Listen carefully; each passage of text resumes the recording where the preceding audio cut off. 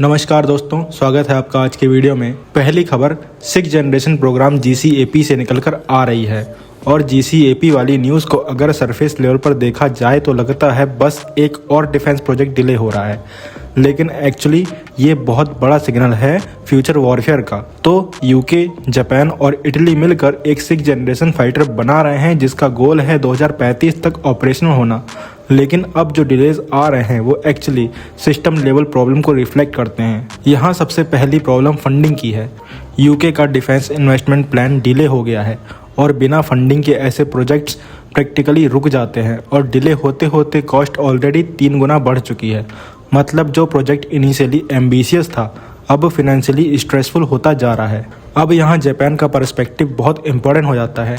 Japan इस project को एक नेसेसिटी के रूप में देख रहा है क्योंकि चाइना अग्रेसिवली अपनी नेक्स्ट जनरेशन कैपेबिलिटीज़ पुश कर रहा है और अगर जापान 2035 तक रेडी नहीं होता तो इंडो पैसिफिक में पावर बैलेंस शिफ्ट हो सकता है। इसीलिए जापान स्पीडअप चाहता है, डेडलाइंस चाहता है, क्लैरिटी चाहता है।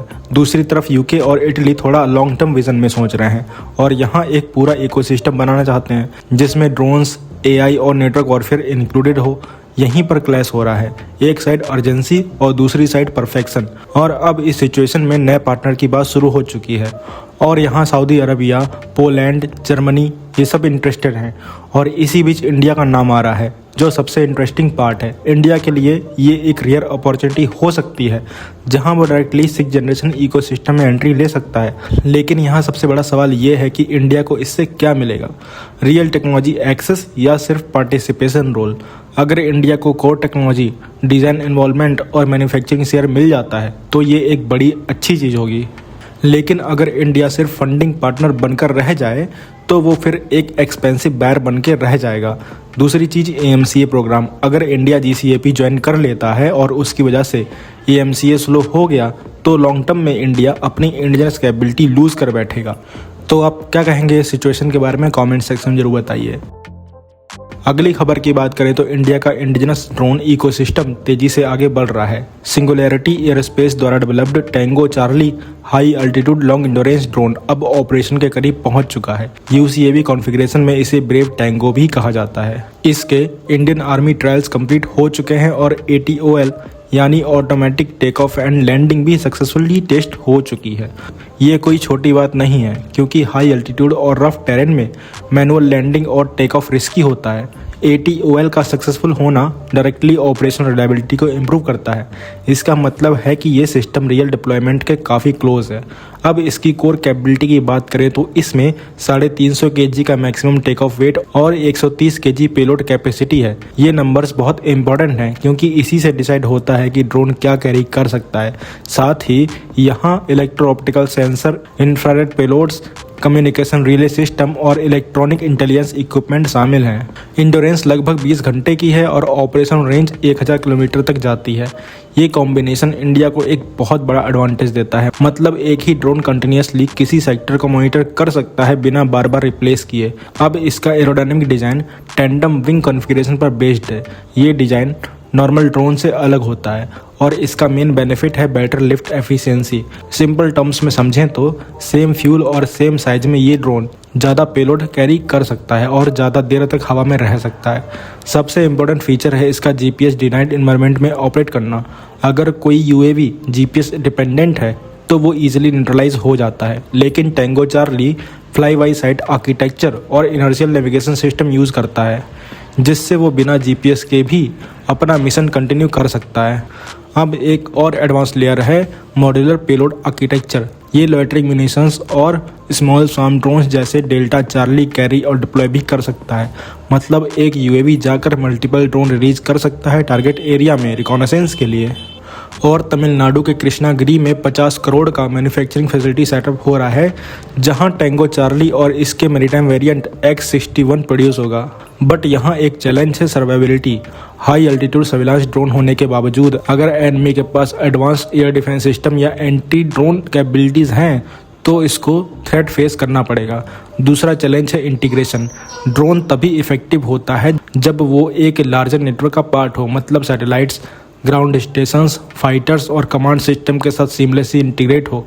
अगर ये इंटीग्रेशन वीक रहा तो ड्रोन की फुल पोटेंशियल यूटिलाइज नहीं हो पाएगी, लेकिन ओवरऑल डायरेक्शन बिल्कुल क्लियर है। इंडिया अब सर्विलांस और रिकॉनेसेंस के लिए ट्रेडिशनल मेथड से शिफ्ट हो रहा है मॉडर्न इकोसिस्टम की तरफ।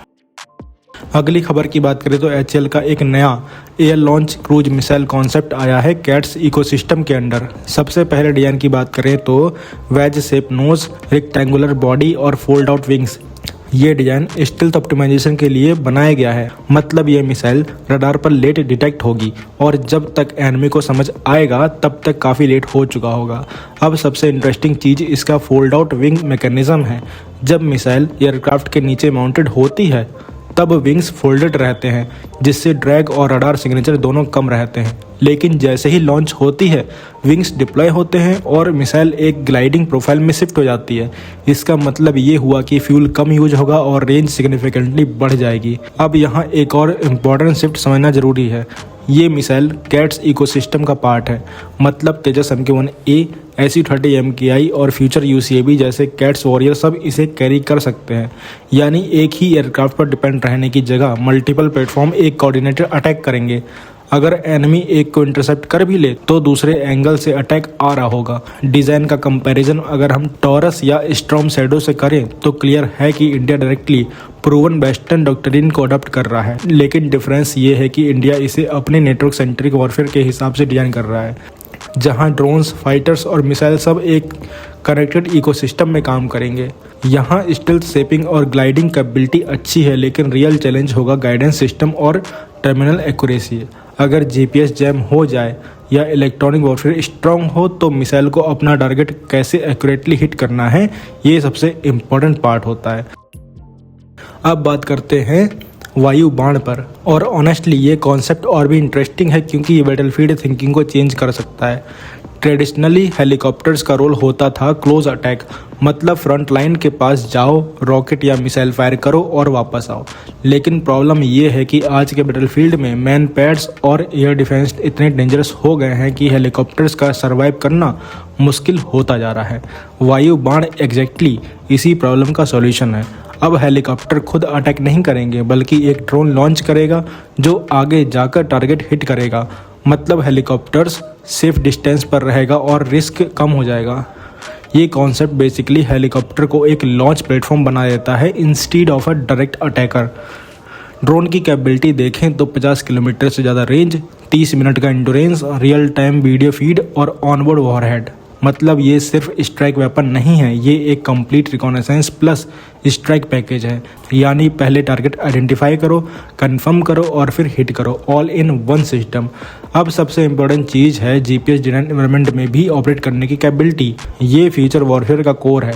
अगर एनिमी GPS जैम कर दे और आपका सिस्टम फेल हो जाए तो आप प्रैक्टिकली ब्लाइंड हो जाओगे।